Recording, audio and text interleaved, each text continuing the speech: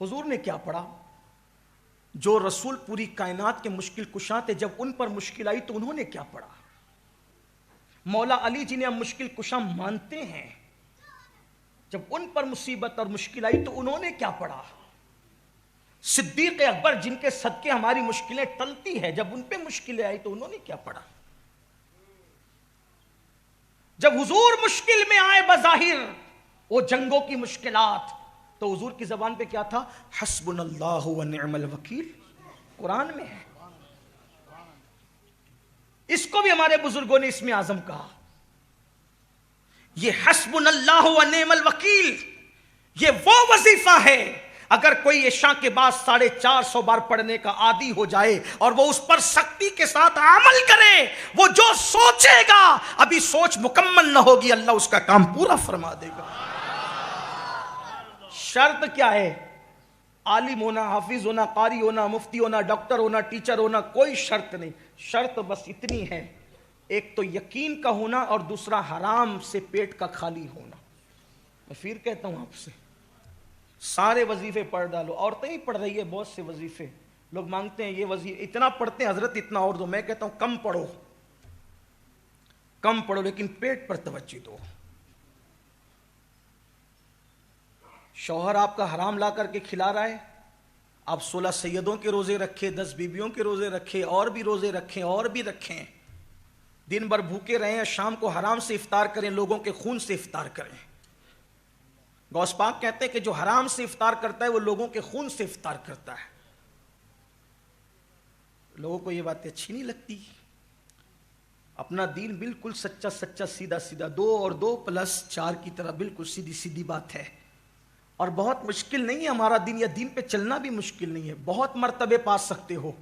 یقین چاہیے، اللہ رسول کے فرامین پر عمل چاہیے، پھر دیکھو کیسے کرم کی برسات ہوتی ہے۔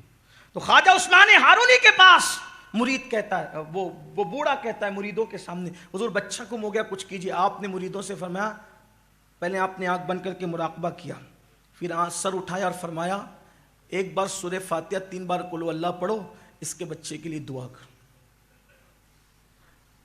ہر ولی کی زندگی میں آپ کو سورہ فاتحہ ملے گی۔ سورہ فاتحہ یہ وہ سورت ہے کہ اللہ کے رسول فرماتے ایک دن جبریل امین آ کر کے کہتے ہیں یا رسول اللہ، نہ یہ سورت توریت میں تھی، نہ انجیل میں تھی، نہ زبور میں تھی۔ اگر یہ سورت توریت میں ہوتی تو موسیٰ علیہ السلام کا کوئی امتی یہودی نہ ہوتا، اگر یہ انجیل میں ہوتی تو عیسیٰ علیہ السلام کا کوئی امت جو ہے وہ اس طریقے سے گمراہی کا شکار نہ ہوتا جیسے وہ گمراہ ہوئے۔ یہ سورت زبور میں ہوتی تو زبور کے ماننے کا دعویٰ کرنے والوں کے لوگ سور اور بندر کی طرح نہ بنتے۔ یہ وہ سورت ہے جو اللہ نے صرف آپ کی امت کے لیے رکھا تھا، اس جیسی سورت اللہ نے کسی کو نہیں دی۔ حضرت مولائے کائنات فرماتے ہیں سورہ فاتحہ اور ماہ رمضان اللہ نے امت محمدیہ کو دے کر اتنا بڑا احسان کیا کہ مجھے یقین ہو گیا یہ امت کبھی ہلاک نہیں ہو سکتی، یعنی پوری امت پر اجتماعی طور پہ کبھی عذاب نہیں آ سکتا۔ یاد رکھے سورۃ الفاتحہ وہ ہے، سورہ فاتحہ جو پڑھے گا، جس مراد سے پڑھے گا اللہ اس کی اس مراد کو پورا فرمائے گا، جس تمنا کو دل میں لے کر پڑھے گا اللہ اس کی اس تمنا کو پورا فرمائے گا۔ سورہ فاتحہ وہ ہے کہ اگر ڈاکٹر کہہ دے کہ اس کا علاج نہیں، اس کی بیماری کا علاج نہیں، 41 مرتبہ بسم اللہ کی میم کو الحمد کی لام سے ملا کر آخری میں 3 مرتبہ آمین کہنے کا اہتمام کر کے 41 مرتبہ پڑھتے رہو، مریض پہ دم کرتے رہو، انشاءاللہ اللہ اس کو شفا عطا فرمائے گا۔ لیکن پھر کہتا ہوں شرط یہی ہے پیٹ حرام سے خالی ہو اور یقین کی دولت حاصل ہو۔ آج کل تو لوگوں کے یہاں دعوت کھانے میں بھی ڈر لگتا ہے، ہم لوگوں کو پتہ بھی نہیں ہوتا، یہ ذمہ داری تو بلانے والوں پہ ہوتی ہے کہ وہ کھلا کہاں رہے۔ ہم تو اس نظر کے ساتھ جاتے لیکن ڈر لگتا ہے کیونکہ اللہ کے رسول علیہ السلام نے اس دور کے لیے فرمایا کہ سود اتنا عام ہو جائے گا، اتنا عام ہو جائے گا، اتنا عام ہو جائے گا کہ جو لوگ سود میں ڈوب جائیں گے، لوگ سود میں ڈوب جائیں گے، اور جو بچنا چاہیں گے، جو نہیں بچنا چاہیں گے تو ان کا تو کوئی میٹر ہی نہیں، ختم ہی ہے، لیکن جو بچنا چاہیں گے سود کے گرد و غبار ان تک پہنچ کر رہیں گے، یعنی جو بچنے والے ہوں گے ان تک بھی گرد و غبار پہنچے گا۔ آج تو گھروں میں بیٹھ کر لوگ رمی کھیل رہے ہیں، کروڑ پتی بننے کے چکر میں، ایزی منی کے چکر میں رمی کھیلی جا رہی ہے۔ کون جائے محنت کرنے، کون جائے پسینہ بہانے، کون جائے پسینے کے جس سے جسم کو بدبودار بنانے۔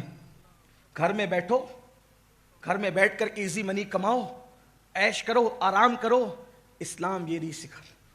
اور پھر ایڈورٹائز کرنے والے بتا رہے اس کو کار مل گئی رمی کی وجہ سے، اس کو بنگلہ مل گیا، کروڑوں کا تم نے ہڑپ کیا اور چند لوگوں کو دیا تو اس کی اشتہار بازی کرتے ہو۔ یہ بھی تو بتاؤ کتنے روڈ پہ آئے، جوا نے کتنوں کو روڈ پہ لایا، کتنے مالداروں کو فقیر بنایا، کتنے دینے والوں کو مانگنے والا بنایا۔ اسلام یوں ہی منع نہیں کرتا، ایزی منی کے چکر میں اپنی حلال کمائی کو برباد مت کرو۔ اسلام ایزی منی کی بات نہیں کرتا، اسلام محنت کی بات کرتا ہے، اسلام مشقت کی بات کرتا ہے۔ یاد رکھنا، جو ایزی طور پر آتا ہے وہ ایزی طور پر چلا بھی جاتا ہے، اور جو محنت کی کمائی سے آتا ہے وہ ہمیشہ رہتا ہے۔ اس لیے اپنے جوانوں سے کہتا ہوں، محنت سے کمانا سیکھو، ایزی منی کے چکر میں اپنے باپ داداؤں کی حلال میں روزی کو، حلال دولت کو تباہ اور برباد نہ کرو۔ یہ دنیا شہد دکھاتی ہے، زہر پلاتی ہے۔ امام کہتے ہیں شہد دکھائے، زہر پلائے، قاتل ڈائن شوہر کش، اس مردار پہ کیا للچایا۔ دنیا دیکھی بھالی ہے، تم ایزی منی کے چکر میں اپنے باپ داداؤں کی دولت کو داؤ پر لگا دو گے، کنگال ہو جاؤ گے، بعد میں خودکشی تک کی نوبت آتی ہے، بعد میں زہر کھا کر کے مرنے کی نوبت آتی ہے، بعد میں پھانسی کے پھندے پہ چڑھنے کی نوبت آتی ہے۔ اس لیے اپنے جوانوں سے کہتا ہوں، میری قوم کے جوانوں، اللہ نے ہماری قسمت میں جو لکھا ہے اس کو حلال راستے سے جا کر حاصل کرنے کی کوشش کرو۔ بہرحال خواجہ عثمان ہرونی نے جو ہے فرمایا سورہ فاتحہ پڑھو، ایک بار 3 مرتبہ قل ہو اللہ شریف پڑھو، اور اس کے بعد ہاتھ اٹھا کر آپ نے دعا کی، اے اللہ اس کے بچے کو اس کے گھر تک پہنچا دے۔ حضرت یعقوب اور یوسف جو دونوں ایک دوسرے سے بچھڑ گئے تھے مولا، ان کے ملن کا، ان کے ملاپ کا واسطہ مولا اس کے بچے کو اس سے ملا دے۔ اور پھر آنکھ کھول کر کے ہاتھ نیچے کر کے فرماتے ہیں جاؤ جاؤ انشاءاللہ تمہارا بیٹا تمہارے گھر آ گیا، اور یاد رکھنا اگر وہ آ جائیں تو مجھ سے ملانے کے لیے ضرور لانا۔ یہ شخص دوڑا دوڑا گیا، سوچو اس کی خوشی کا عالم کیا ہوگا۔ مر جانے والوں پہ صبر ہوتا ہے، گم ہو جانے والوں پہ زندگی میں کبھی صبر نہیں ہوتا۔ اللہ اکبر، اس باپ کے دل سے پوچھ جس کے بچے گم ہو جاتے ہیں ان کو کتنی تکلیف ہوتی ہے۔ اللہ کسی باپ کو وہ دن نہ دکھائے۔ وہ بوڑھا لکڑی ٹیکتے ہوئے آیا تھا، لیکن پوری طاقت سے جب گیا تو محلے میں پہنچا تو لوگوں نے پکار کے کہا مبارک ہو مبارک ہو، تمہارا بیٹا گھر آ گیا ہے۔ جیسی بیٹے کو پایا، ملاقات کی، اور باپ بیٹے کے جذبات ایک دوسرے سے گلے ملنے کے بعد جب مکمل ہوئے، ہاتھ پکڑا، کہا چل۔ پہلے خواجہ عثمان ہارونی کی قدم بوسی کے لیے جب آیا، اس جوان نے دیکھا تو دیکھتا رہ گیا۔ خواجہ عثمان ہارونی نے فرمایا کیا ہوا؟ کہا حضور مجھے لوگ اٹھا کر کے لے گئے تھے، ایک کشتی میں مجھے قید کر لیا تھا، اور کشتی میں قید کرنے کے بعد میں اسی میں پڑا ہوا تھا اور وہ مجھے کہیں لے جا رہے تھے۔ ایک بزرگ آئے اور مجھ سے کہا کہ تو یہاں سے اٹھ، میں اٹھا تو انہوں نے ہاتھ لگائی تو زنجیریں ٹوٹ گئی، اور اللہ اکبر، پھر انہوں نے اپنے پیروں سے میرے پیروں کو مس کیا اور فرمایا آنکھیں بند کر۔ میں نے آنکھیں بند کی، پھر کہا آنکھیں کھول، تو میں نے آنکھیں کھول دی، تو میں نے اپنے آپ کو اپنے گھر میں پایا۔ تو اس نے کہا مگر اللہ کی عزت کی قسم میں حیران ہوں، وہ کوئی اور نہیں تھا، وہ تو آپ ہی کی صورت۔